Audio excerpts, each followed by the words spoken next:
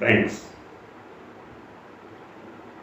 ఆంధ్రప్రదేశ్ అధికార పార్టీ వైఎస్ఆర్సీపీని ఎదుర్కోలేమన్న ఒక కృత నిశ్చయానికి వచ్చినటువంటి టీడీపీ, జనసేన, బీజేపీ పొత్తు కోసం వెంపర్లాడి కళ్ళు కాయలు కాచేలా ఢిల్లీలో సాగిలపడి ఎదురుచూపులు చూసి చిట్ట చివరికి పొత్తు ఖరారైంది అనిపించుకొని బయటకు వచ్చింది. పొత్తు బీజేపీ, జనసేన, టీడీపీ వర్గాల మధ్య, పార్టీల మధ్య పొత్తు ఉంటుంది. కానీ సీట్ల సర్దుబాటు విషయంలోనే స్పష్టమైనటువంటి సంఖ్యలు, అంకెలు ఇంకా బయటికి రాలే. జనసేన, బీజేపీకి కలిపి 30 అసెంబ్లీ స్థానాలు ఇస్తారు, దాంట్లోనే సర్దుకోవాలి. అలాగే 9 దాదాపుగా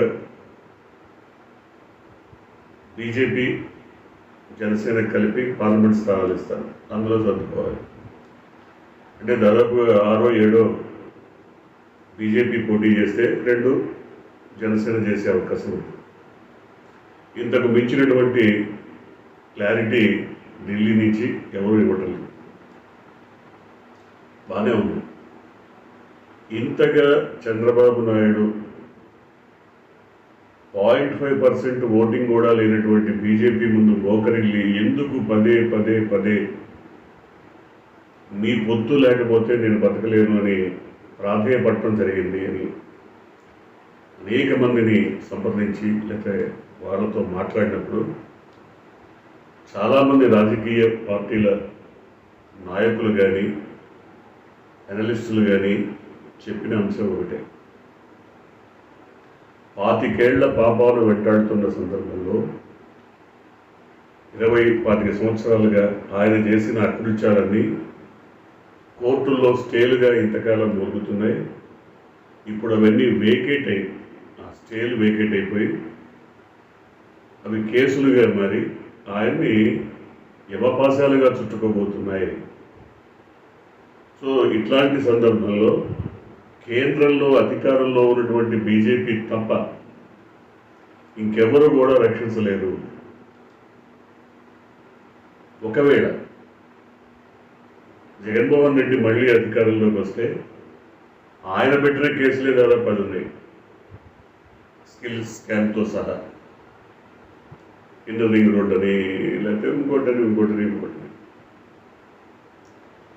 ఈ కేసులన్నీ కనుక చుట్టుముడితే తప్పకుండా ఏదో కేసులో అరెస్ట్ అయ్యి మళ్ళీ జైలు జీవితం గడపాల్సినటువంటి పరిస్థితులు వస్తాయి. అవన్నీ రాకుండా ఉండాలంటే కేంద్రంలో అధికారంలో ఉన్నటువంటి పార్టీ పంచన చేరడం తప్ప గత్యంతరం లేదు. అందువల్ల ఎన్డీఏలో అధికారికంగా టీడీపీ చేరిపోయింది.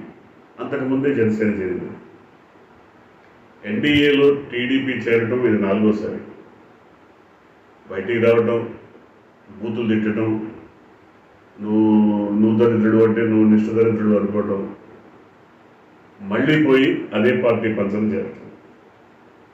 అంటే జనం అనుకోవచ్చు, వీళ్ళకి సిగ్గు ఎక్కువ లేదా, కనీస మానవమానాలు ఉండవా, తిట్టుకోవడం ఏంటి, మళ్ళీ పోయి భుజాల మీద చేతులు వేసి తిరగడం ఏంటి, జనం ముందుకు ఎట్లా వస్తారు అని అభిప్రాయపడచ్చు. కానీ వాళ్ళకి అవేం లేవు. ఇలాంటి అన్నీ వదిలేసినటువంటి వాళ్ళు మాత్రమే అశ్వమిత్రతో ఉంటారు. అంటే మనకి పూర్వీకులు చెప్తారు, గుర్రాలు మూతులు నాటుకుంటాయి, స్నేహపూర్వకంగా ముద్దు పెట్టుకుంటాయి, కానీ వెనక కళతో తన్నుకుంటాయి. పెడేలు అని ఆ తన్నులు అవి తప్ప వేరే వాళ్ళు భరించలేరు, అట్లా తన్నుకుంటాయి. దీన్ని అశ్వమిత్రత్వం అంటారు. టీడీపీ, బీజేపీ పరిస్థితి కూడా ఇంతే. 4 రోజులు బాగుంటే 5వ రోజు గొడవ, 4 రోజులు కలిసి ఉంటే 5వ రోజు విడిపోవటం, మళ్ళీ ఒక 4 రోజులు విడివిడిగా ఉండటం, మళ్ళీ 5వ రోజు కలవటం. ఈ రకమైనటువంటి పొత్తుల మిత్రత్వ సరళి ఇంతకాలం కొనసాగుతూ వచ్చింది. మళ్ళీ అదే రకమైనటువంటి పొత్తు వారి మధ్య కుదిరింది. ప్రజలు ఆలోచించే విధానం, ప్రజానీకానికి ఈ కూటమి పైన వచ్చినటువంటి ఒక అభిప్రాయం, నిశ్చితాభిప్రాయం, ఇవన్నీ కూడా నెగిటివ్గానే ఉన్నాయన్నది మనకు అందుతున్నటువంటి సమాచారం. ఎందుకంటే 2018 వరకు బీజేపీ, జనసేన, టీడీపీ ఒక కూటమిలా ఉండి గెలుపొందినటువంటి ఆనందోత్సాహాల్లో పరస్పరం తిట్టుకొని కలహించుకొని రోడ్డెక్కి, ఇక్కడే కాదు ఢిల్లీ పోయి హస్తిన్లో కూడా గొంతు చించుకొని వచ్చినటువంటి చంద్రబాబు నాయుడు వాళ్ళు బీజేపీతో ఏ రకంగా కలుస్తారు అంటే అవసరం, ఆయన అవసరం అట్లా ఉంది. ఇక రానున్న శేష జీవితంలో ఆయన పోలీస్ కస్టడీ ఎదుర్కోకుండా ఉండాలన్నా, అరెస్టులు ఎదుర్కోకుండా ఉండాలన్నా తప్పకుండా ఆయన కేంద్రంలో ఉన్నటువంటి ప్రభుత్వాన్ని మరి ప్రేమించాల్సినటువంటి అవసరం వచ్చింది. ఆ మేరకు ఆయన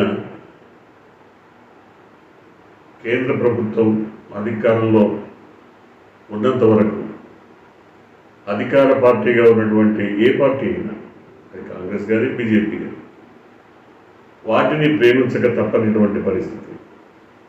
ఒకవేళ ఆయన బీజేపీతో సన్నిహితంగా లేకుండా, ఎన్డీఏలో సభ్యుడిగా లేకుండా కనుక ఉంటే జగన్ ఒక ఆట ఆడిస్తాడు, ఏకాట. అందువల్ల ఎట్టి పరిస్థితుల్లో జగన్ నుంచి తన్ను తాను కాపాడుకోవాలన్నా, తన్ను తాను రక్షించుకోవాలన్నా బీజేపీ పొత్తు అత్యవసరం. బీజేపీ పొత్తుతో కలుస్తామా, ఓట్లు వస్తాయా, ఇవన్నీ అప్రస్తుతం. ఎందుకంటే పవన్ కళ్యాణ్ మొదటి నుంచి చెప్తున్నాడు, ఎట్టి పరిస్థితుల్లో ఓట్లు చేరకుండా ఉండడం కోసం తాను బీజేపీ తిట్టినా, లేదు కొట్టినా, లేదు అసహించుకున్నా, లేదు కలహించినా, ఏం చేసైనా సరే టీడీపీని బీజేపీకి తాకట్టు పెట్టి తమాషా చూడాల్సిందేనని నిర్ణయించుకున్నాడు. సో ఆ మేరకు ఆయన సక్సెస్ అయినట్టుగానే కనబడుతుంది.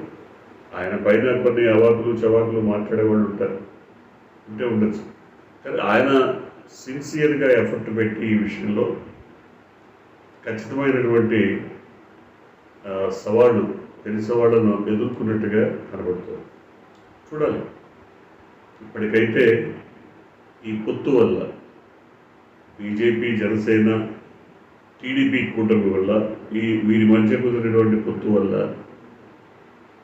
ఎవరికి ప్రజల్లో ఎవరికి నష్టం, ఎవరికి లాభం అని చూస్తున్నప్పుడు బీద, బడుగు, బలహీన వర్గాలు, మైనారిటీలు, ఎస్సీ, ఎస్టీలు వీళ్ళందరూ కూడా వడికిపోయే స్థాయి నుంచి, పిల్లల స్థాయి నుంచి వృద్ధుల వరకు కూడా ఖచ్చితంగా వైఎస్ఆర్సీపీని అనుసరిస్తున్నారు.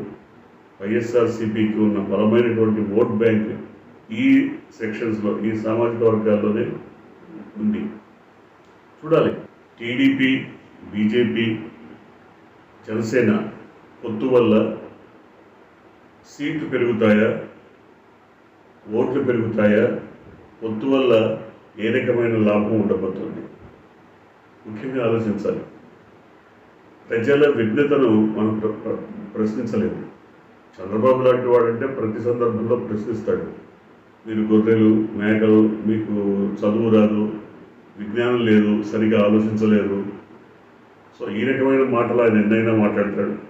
అంతేకాకుండా మీరు కనుక విఘ్నతతో ఆలోచించి ఉంటే జగన్మోహన్ రెడ్డికి ఓటేయరు, ఇట్లాంటి కామెంట్స్ తరచూ ఆయన చేస్తుంటాడు. కానీ వీటన్నిటికీ భిన్నంగా ఒక కార్పొరేట్ స్థాయిలో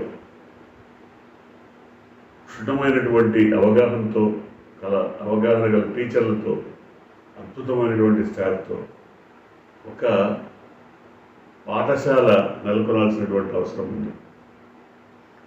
ఎందుకంటే రాజకీయ అంశాలను కూడా చిన్నప్పటి నుంచే పిల్లలకు తెలియజేయాలి. ముఖ్యంగా జగన్మోహన్ రెడ్డి ఇవాళ సంక్షేమ కార్యక్రమాల ప్రదాతగా మారిపోయాడు.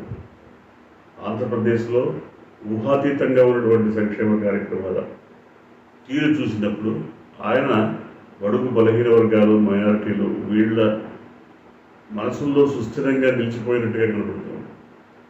ఎవరన్నా తుడిచిపెట్టాలని భావించినా అది సాధ్యంగా.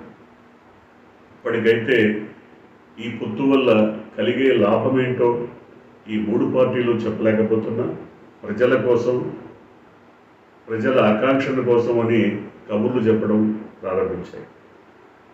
అయితే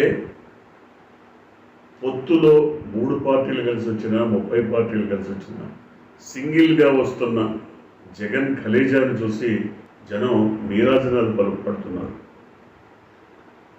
అందువల్ల ఉమ్మడిగా పోరాడితే తప్ప ఒంటరిగా జగన్తో యుద్ధం చేయలేమని నిర్ణయించుకున్నటువంటి జనసేన, టీడీపీ ఇప్పటి నుంచే కూటమికి కావాల్సినటువంటి అన్ని రకాల సదుపాయాలను సమకూరుస్తున్నట్టుగా తెలుస్తుంది. చూద్దాం ఏం జరగబోతుంది.